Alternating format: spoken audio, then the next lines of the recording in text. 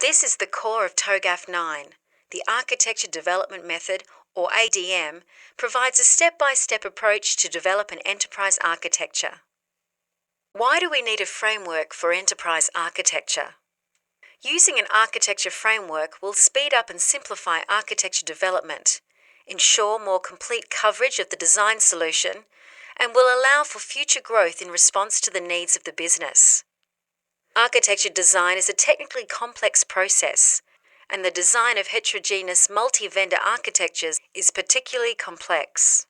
Togaf plays an important role in helping to demystify the architecture development process, enabling IT users to build genuinely open systems-based solutions that fit their business needs. So, what is an architecture framework? An architecture framework is a tool that can be used to develop a range of different architectures. It should provide a method for the design of an information system in terms of a set of building blocks and how they should fit together. An architecture framework should also provide architects with a set of tools and a common vocabulary. Finally, an architecture framework should include a list of recommended standards and compliant products that could be used to implement the building blocks. Quickly review this slide and make sure you understand the description of an architecture framework.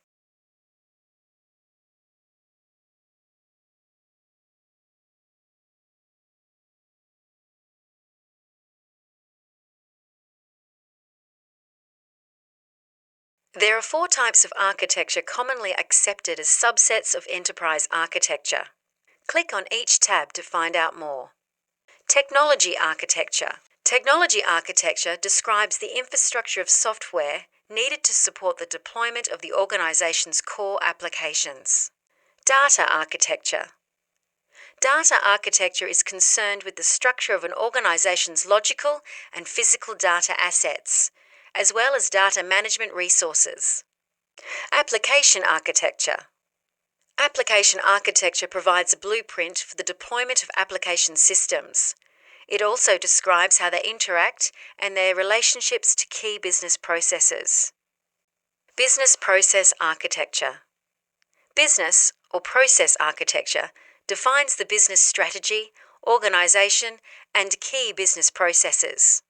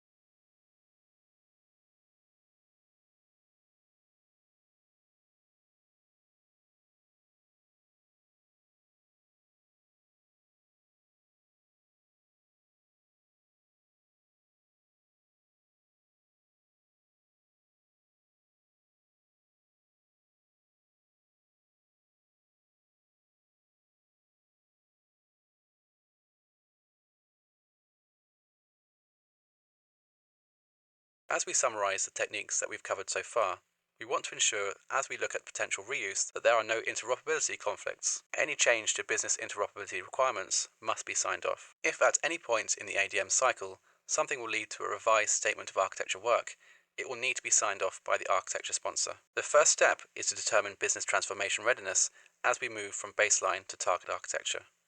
12 examples of readiness factors have been adapted from the Business Transformation Enablement Plan created by the Canadian Government which you can see here.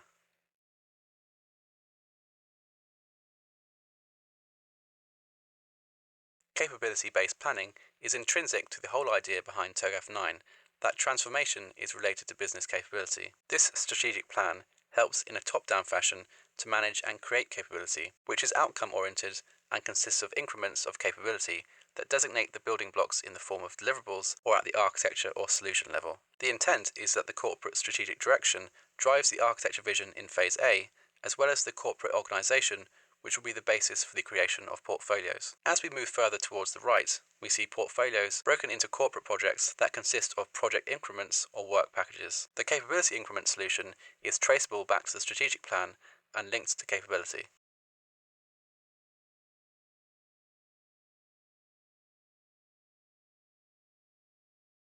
Here we combine the two factors to establish a classification scheme that assesses the overall impact. Extremely high risk would be a situation where the transformation effort would most likely fail with severe consequences. High risk would involve significant failure of parts of the transformation effort, resulting in certain goals not being achieved. Moderate risk would involve notable failure of parts of the transformation effort that threatens the success of certain goals. And finally, low risk would mean that certain goals might not be wholly successful.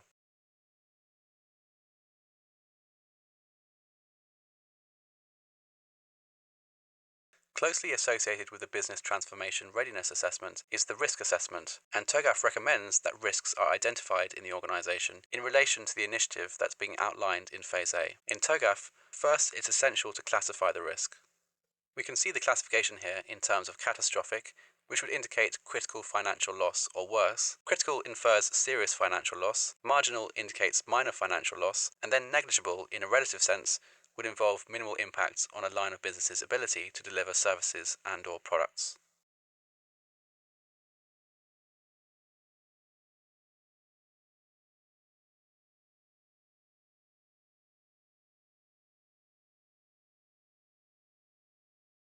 Is to determine what factors will impact on a business transformation initiative identified in Phase A and associated with a migration from baseline to target. This can be achieved through a facilitated workshop to try and get diverse perspectives from stakeholders. Some of these readiness factors that one could evaluate include vision. Vision is the ability to clearly define and communicate what is going to be achieved. Another important factor is desire, willingness, and resolve. Desire to achieve the results, willingness to accept the impact of doing the work, and the resolve to follow through and complete the endeavour.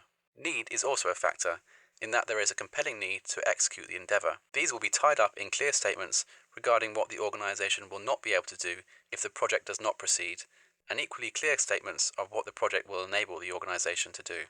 Business case is another critical readiness factor. A business case creates a strong focus for the project, identifying what must be achieved, and thereby creating an imperative to succeed. Funding is another essential one to consider, and sponsorship and leadership need to be broadly shared. Leadership keeps everyone on board and everyone focused on the strategic goals.